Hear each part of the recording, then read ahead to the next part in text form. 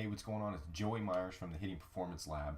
And in this 2-minute video, I wanted to go over one of Coach Mills from pitching.com's emails that I received the other day, where he talks about a student of his who was having shoulder and elbow issues earlier in the year, and it wasn't from overuse or having not enough time to recover.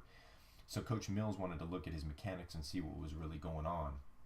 And what he found was that landing, where his hips were actually pointing up, his front hip was up, so he was at the opposite of him trying to go down the mound. His hips were pointing up, and it was causing his arm to take on, and his shoulder to take on most of the trunk rotation that the trunk should be doing. And what's interesting, when you look at the biomechanics of this, and Coach Mills is awesome about this. His tagline on his side is the first science-based pitching velocity formula. And when we look at the trunk and how it moves, I like to look at Serge Grakovetsky's study and the research that he's put into the spine engine. The spine does 3 different movements. There's actually 4, but the first 2 are grouped together. One is extension, where you see extending in the spine. You see flexion, like a crunch. You see side bending, and you see axial rotation.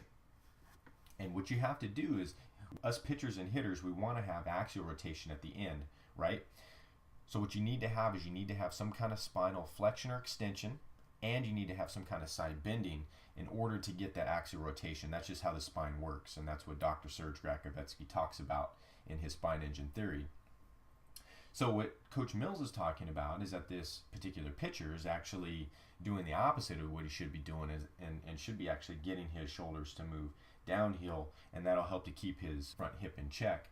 And if he does that, then he's going to be able to get into that axial rotation is what he wants, and his velocity is going to go up. And the best part is he's not going to have much shoulder and elbow issues as if he were to keep doing what he was doing. So thank you, Coach Mills. I appreciate your article, and keep up the good work, brother. You're doing a great job.